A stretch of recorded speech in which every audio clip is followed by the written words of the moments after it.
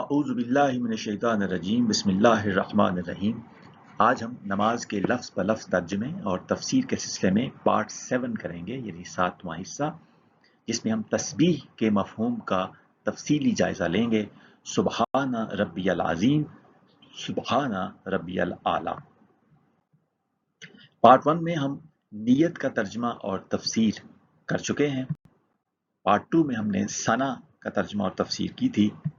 Part 3 میں تعوذ، part 4 میں تسمیہ یعنی بسم اللہ الرحمن الرحیم، پارٹ 5 میں سورۃ الفاتحہ، پارٹ 6 میں سورۃ الاخلاص، اور آج پارٹ 7 میں ہم تسبیح کا تفصیلی جائزہ لیں گے۔ قرآن مجید کی سورۃ الواقعہ اور سورۃ الحاقہ میں حکم دیا گیا ہے کہ فسبح بسم ربک العظیم، پس اپنے عظیم رب کے نام کی تسبیح کرو۔ سبحان ربی العظیم، ہر عیب سے پاک ہے میرا رب بڑی عظمت والا۔ لفظ سبحان کا عام معنی تو یہی ہے، ہر عیب سے پاک، لیکن ہم دیکھتے ہیں کہ تسبیح کا جو وسیع تر مفہوم ہے وہ کیا ہے۔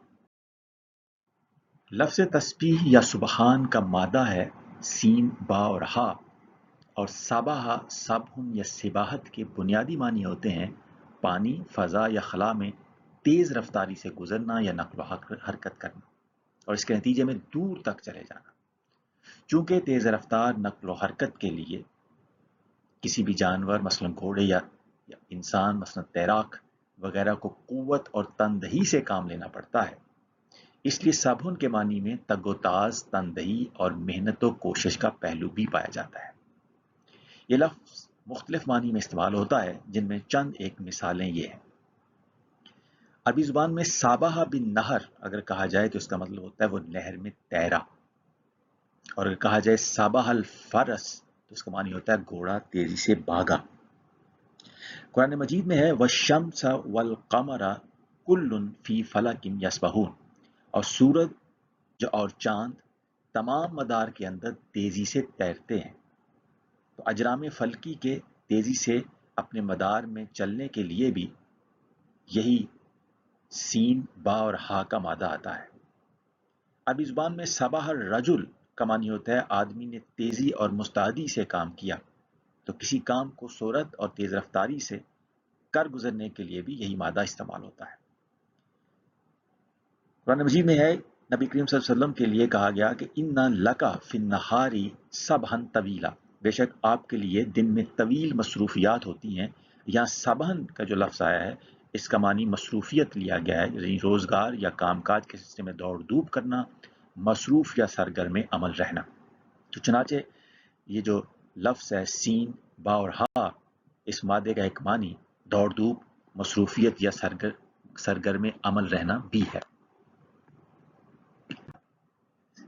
چنانچہ یہ جو لفظ سبحان ہے اس کا ایک معنی تو سرعت، تیز رفتاری، دوڑ دھوپ، تگ و تاز اور محنت و کوشش ہے، یعنی سوفٹنس، اجیلٹی، اسٹرگل اور ایفرٹ، اور اس کا دوسرے معنی جو ہے اس میں دوری یا ریموٹنس کا مفہوم بھی پایا جاتا ہے۔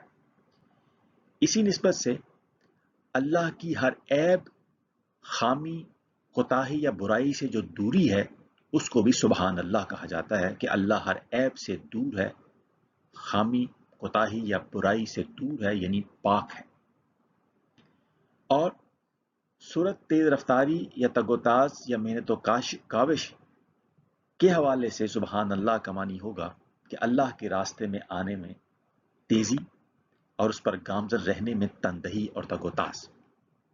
چنانچہ جب ہم سبحان اللہ کہتے ہیں تو ایک طرف تو ہم یہ اقرار کرتے ہیں کہ اے اللہ میں اس حقیقت کا اقرار اور اظہار کرتا ہوں کہ تیری ذات ہر عیب، خامی اور برائی سے پاک ہے، اور ساتھ ہم اس بات کا بھی اظہار کرتے ہیں کہ اے اللہ میں تیرے راستے پر فی الفور ابھی آیا چاہتا ہوں اور اس پر ہمیشہ گامزن رہوں گا۔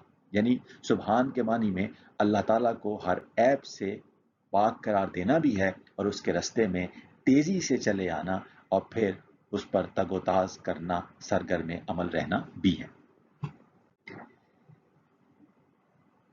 عربی زبان میں کاذبہ کا معنی ہوتا ہے اس نے جھوٹ بولا، لیکن جب باب تفعیل میں جائیں تو کذبہ ہو جائے تو اس کا معنی ہوتا ہے اس نے کسی کو جھوٹا کہا۔ اسی نسبت سے صباح کا معنی پہلے باب میں ہوتا ہے وہ دور ہو گیا، لیکن جب باب تفعیل آتا ہے صبح ہو تو اس کا معنی ہوتا ہے اس نے کہا کہ وہ دور ہے۔ تو اگر یہ ہو جو ہے صبح کے بعد ہو، اس ضمیر کو اگر اللہ کے لیے تصور کیا جائے تو اس کا معنی ہوتا ہے کہ اس نے کہا کہ اللہ بہت دور ہے ہر عیب سے، یا اللہ پاک ہے ہر عیب سے۔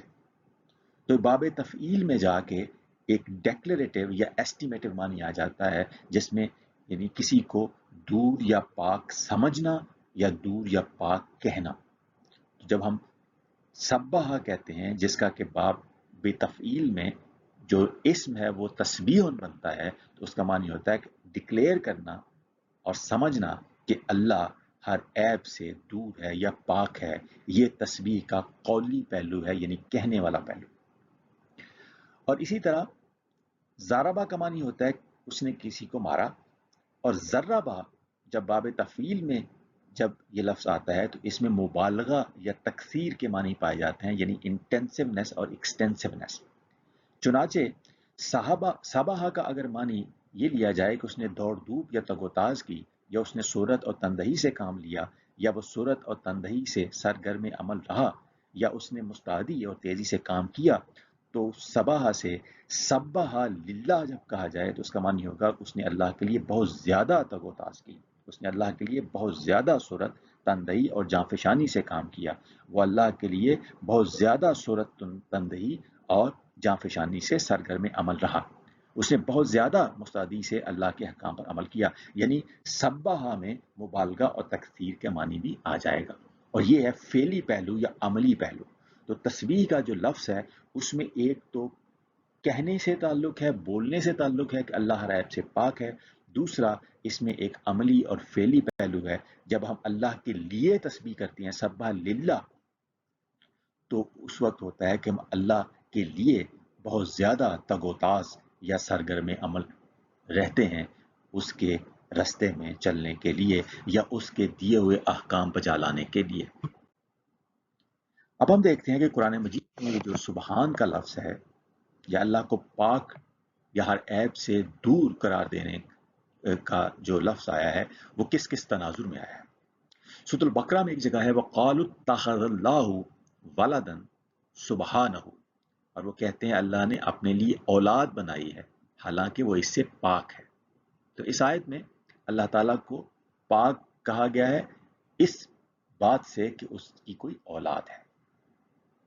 کہا گیا سبحانہ ان یکون لہ ولد، وہ اس سے پاک ہے کہ اس کی کوئی اولاد ہو۔ تو ایک جس چیز سے اللہ تعالیٰ کو پاک قرار دیا گیا ہے قرآن مجید میں وہ یہ ہے کہ اس کی کوئی اولاد نہیں ہے، وہ عمل تولید سے بہت بلند اور پاک ہے۔ پھر سورۃ الانعام میں آیا کہ وَجَعَلُوا لِلَّهِ شُرَكَاءَ الْجِنَّ وَخَلَقَهُمْ، اور ان کافروں نے جنات کو اللہ کا شریک بنایا حالانکہ اسی نے ان کو پیدا کیا تھا۔ وَخَرَقُوا لَهُ بَنِينَ وَبَنَاتٍ بِغَيْرِ عِلْمٍ، اور انہوں نے اللہ کے لیے بغیر علم و دانش کے لڑکے اور لڑکیاں بھی گھر ڈالی۔ سبحانہ وتعالی عما یصفون، وہ ان تمام باتوں سے پاک اور بلند و بالا ہے جو یہ اس کے متعلق کرتے پھرتے ہیں۔ بدیع السماوات والارض، وہ تو آسمانوں اور زمینوں کا موجد ہے، نتھنگ سے ان کو بنانے والا ہے، عدم سے وجود میں لانے والا ہے۔ انا یکون لہ ولد ولم تکن لہ صاحبہ، بھلا اس کی اولاد کیوں کر ہو سکتی ہے حالانکہ اس کی بیوی ہی نہیں ہے۔ وخلق کل شیء وہو بکل شیء علیم، اور اسی نے ہر چیز کو پیدا فرمایا ہے اور وہ ہر چیز کو خوب جاننے والا ہے۔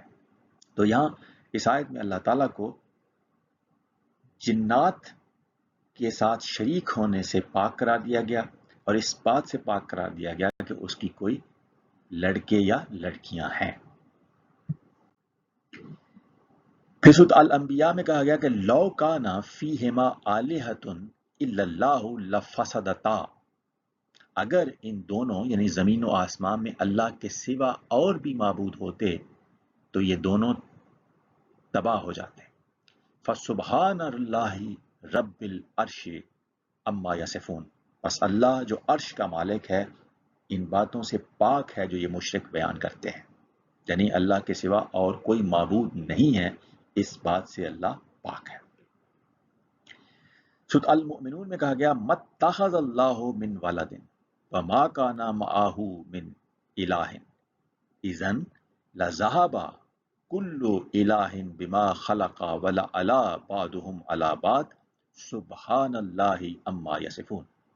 اللہ نے اپنے لیے کوئی اولاد نہیں بنائی اور نہ ہی اس کے ساتھ کوئی اور خدا ہے، ورنہ ہر خدا اپنی اپنی مخلوق کو ضرور الگ لے جاتا اور یقیناً وہ ایک دوسرے پر غلبہ حاصل کرتے یا کرنے کی کوشش کرتے اور پوری کائنات میں فساد برپا ہو جاتا. اللہ ان باتوں سے پاک ہے جو وہ بیان کرتے ہیں. سورۃ الطور میں کہا گیا ام لہم الہ غیر اللہ سبحان اللہ عما یشرکون، کیا اللہ کے سوا ان کا کوئی معبود ہے؟ اللہ ہر اس چیز سے پاک ہے جسے وہ اللہ کا شریک ٹھہراتے ہیں. یہاں اللہ تعالیٰ کی ذات کو ہر اس چیز سے پاک کہا گیا جس کو کہ اس کا شریک ٹھہرایا جائے.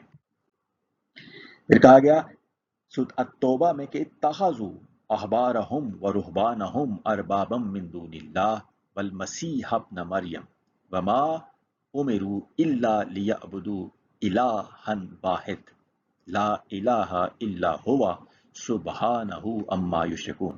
انہوں نے اللہ کے سوا اپنے عالموں اور زاہدوں کو رب بنا لیا ہے اور مریم کے بیٹے مسیح علیہ السلام کو بھی، حالانکہ انہیں بجز اس کے کوئی حکم نہیں دیا گیا تھا کہ وہ اکیلے ایک ہی معبود کی عبادت کریں جس کے سوا کوئی معبود نہیں.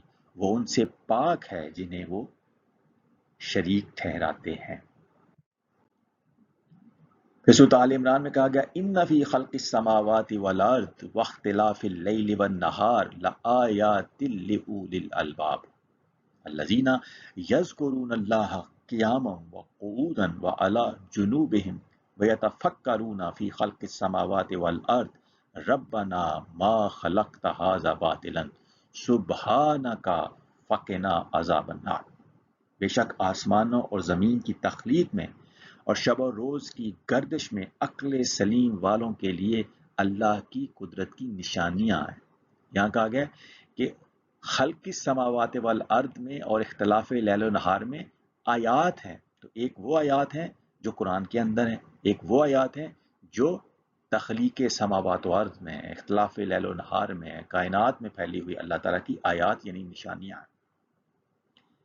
یہ وہ لوگ ہیں جو سراپا نیاز بن کر کھڑے اور سراپا ادب بن کر بیٹھے ہجر میں تڑپتے ہوئے اپنی کروٹوں پر بھی اللہ کو یاد کرتے رہتے ہیں اور آسمانوں اور زمین کی تخلیق میں کار فرما اس کی عظمت اور حسن کے جلووں میں فکر کرتے رہتے ہیں.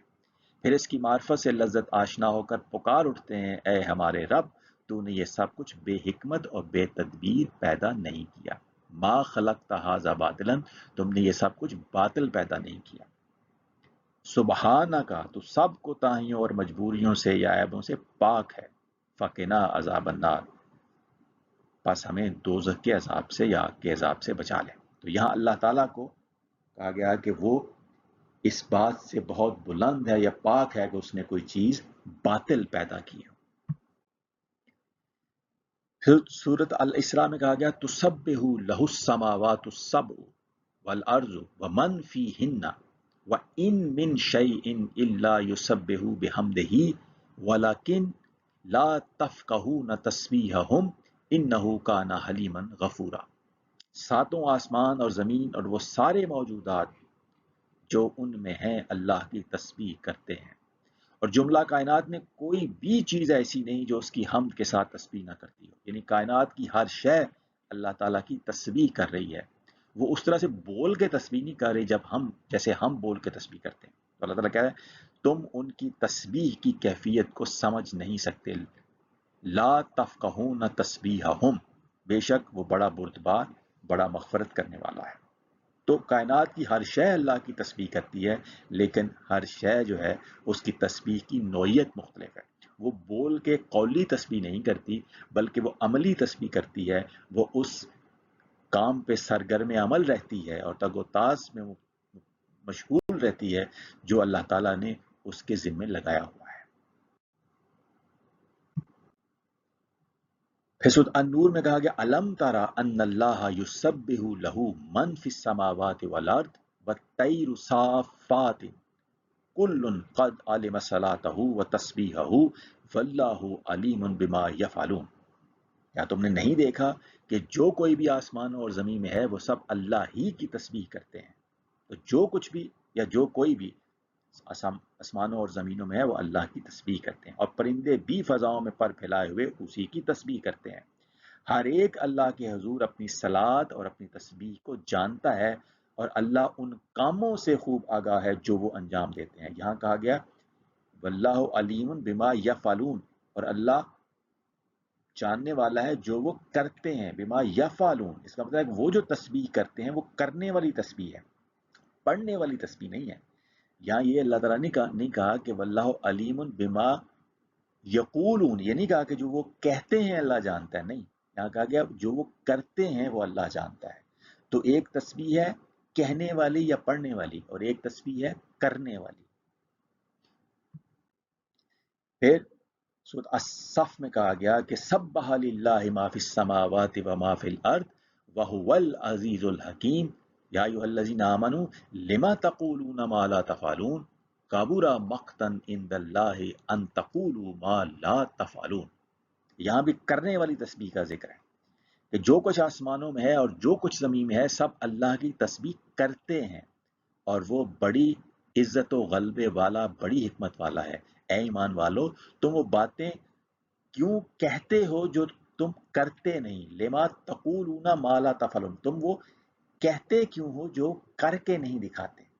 تو کائنات کی ہر شے جو ہے وہ تو کرنے والی تسبیح کر رہی ہے، یعنی سرگرم عمل ہے اس ذمہ داری کو سر انجام دینے کے لیے جو اللہ تعالیٰ نے اس کو دی ہے۔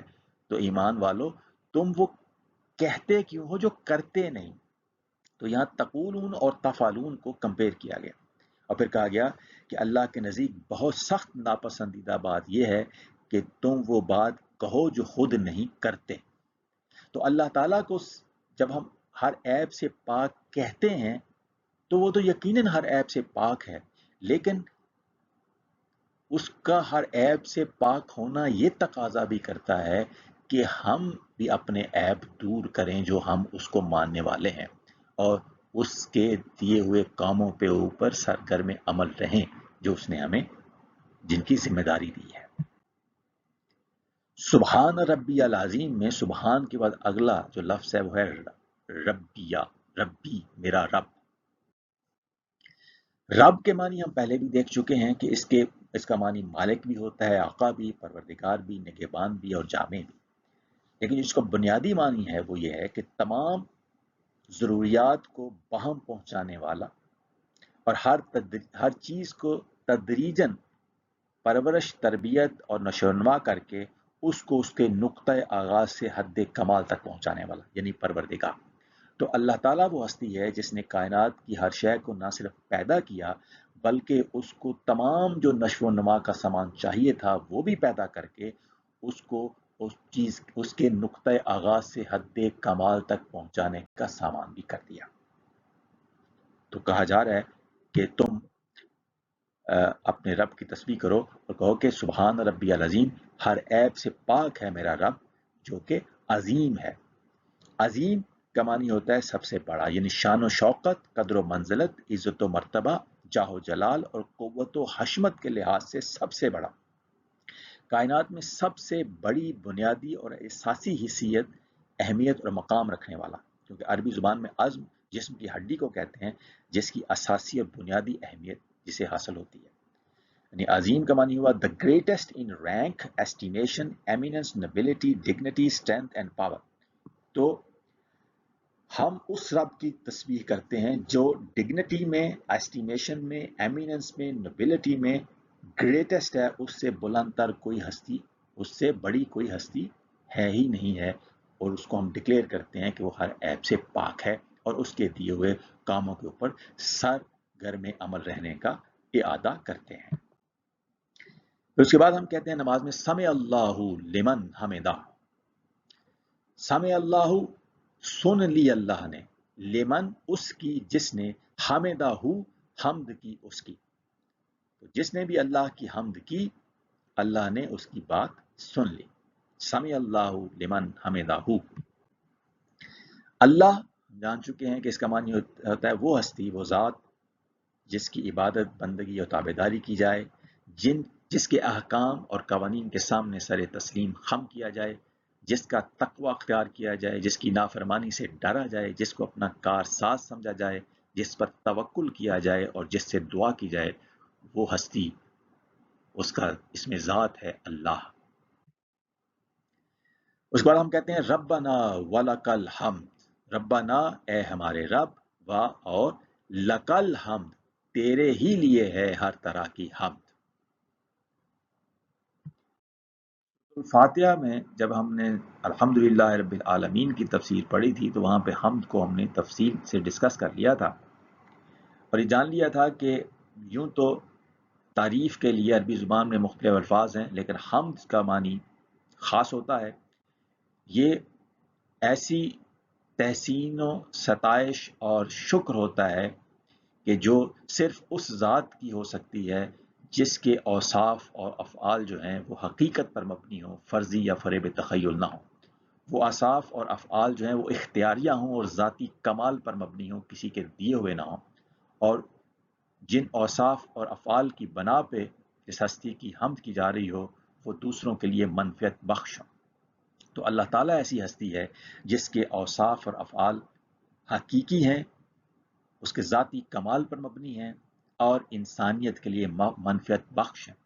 اور حمد کرنے والے کی یہ خصوصیت ہوتی ہے کہ وہ ذوق سلیم بھی رکھتا ہے، وہ فہم و ادراک بھی رکھتا ہے اس ہستی کا کہ جس کی وہ حمد کر رہا ہوتا ہے، اس کے دل میں خلوص نیت بھی ہوتا ہے، اس میں عجز و انکسار بھی ہوتا ہے اور تعظیم اور احترام کا جذبہ بھی ہوتا ہے۔ یہ ساری شرائط پوری ہوں تو ایسی تحسین و ستائش اور شکر بجا لانے کو کہا جاتا ہے حمد۔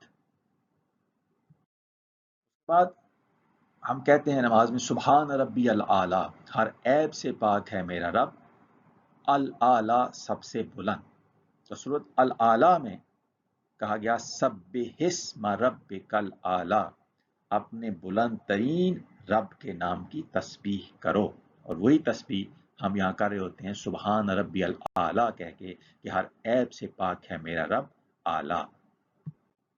جو لفظ العالی ہے اور علیٌ ہے، یہ دونوں اللہ تعالیٰ کی صفات ہیں، علیٌ بھی اور اعلیٰ بھی، اور یہ سپرلیٹو جو ہے وہ صیغہ ہے یا سپرلیٹو جو ہے وہ ڈگری ہے اس میں صفت کی۔